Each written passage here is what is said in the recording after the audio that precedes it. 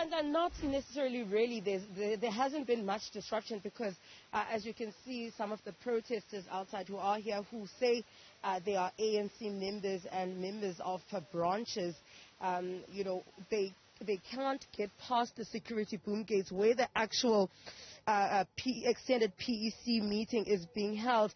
It could be that those that are inside the meeting are unaware of even what's taking place currently here outside. So right here, what you're seeing, I mean, you can see with the placards that they're holding up, manipulation of PR lists. It's those disputes we were talking about throughout the day, saying that they've become an issue and a problem, especially so we've seen some BGMs having to be, dissolved and disbanded, and also some of the regions, two of those regions, BCM and Krisani, their regional conference hasn't taken place yet. So this is what we've been saying throughout the day, that it seems as though the road leading up to the Eastern Cape ANC provincial conference is going to be a long and tough one. Although, ANC chairperson in the Eastern Cape, Oscar Mabuyane, is saying that is not the case. They are working on a renewal program. We also spoke to the treasurer of the ANC in the Eastern Cape, Babalo Matikizela, who currently the protesters outside are actually calling for them, saying that he's the only person right now they feel will be the savior. Now, Babalo Matikizela's name has been thrown into the hat by some of these regions, saying that he should be the one that will be contesting against Oscar Mabuyane in the upcoming provincial chairperson. I think let's talk to actually one of those ward secretaries. He's from Ward 14. We're going to speak to him, Ungawonge Bulala. Ungawonge Bulala is going to tell us more about the reason for being here, especially these branch members and the issues that these branch members are dealing with.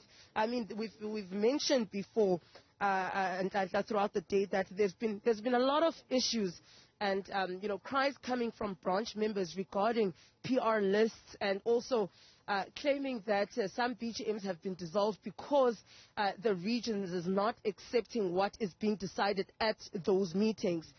What is that? You've captured it very correct. What is happening here, we are seeing a very brutal ammunition that is meant to general membership of the ANC in good standing, ordinary branches at the ground level. What is happening here, because we are going to conference, the provincial conference, the REC conniving with the PEC is unleashing a brutality that has never been seen before, which we have seen it during the local government, building up to the local government election, whereby branches were dissolved, lists were manipulated.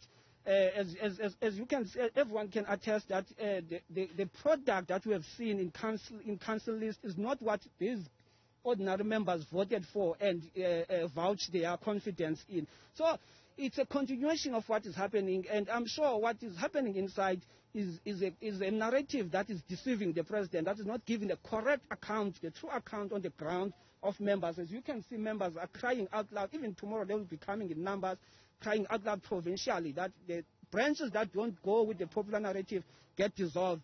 Branches that don't go with the popular narrative, they don't get the QR code, which is the key to your BGMs and everything. So you remember early last year, around March or May, there was a resolution that was communicated nationally by the NEC to say no branches must be dissolved.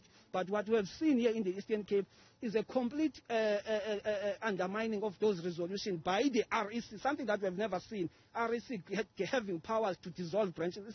That is a function and operation of the PEC. But in the Eastern Cape, you get an REC like this one of the OR Tambo that just dissolves branches like Ward 29 in KSD, Ward 29 in Nyandeni, Ward 24, Ward 21, and manipulation of the processes. So it's an undermining of the democratic processes, if I can put it that way. But now, at the same time, while you're calling for intervention from the president himself as well, you're also calling on the name of one of the people that is lobbying, that is being thrown in forward to take up the candidate as chairperson of the Eastern Cape, Babalo Matikizela, saying that, I see one of the posters saying he's your only hope.